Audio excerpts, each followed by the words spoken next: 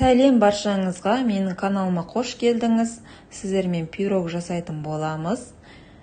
Керек заттар міне ұн, какао, қантты бір ыдысқа салып, вилканың көмегімен араластырып аламыз.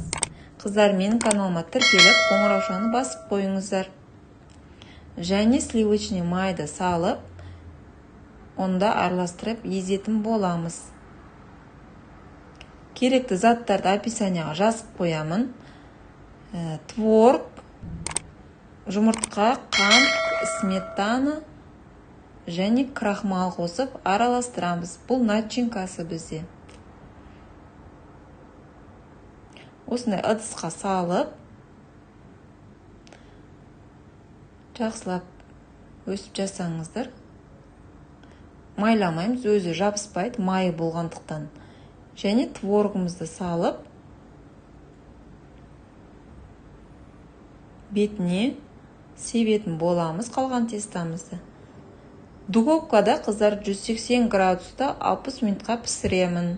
Күйіп кетпесін. Міне осындай дайын болды.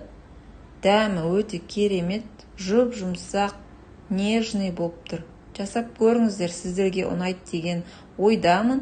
Менің каналыма тіркеліп, комментарий қалдырып кетіңіз. Ас болсын. Бетін өз қалауыңызша сәндеуге болады. Мен сахарный пудра септім.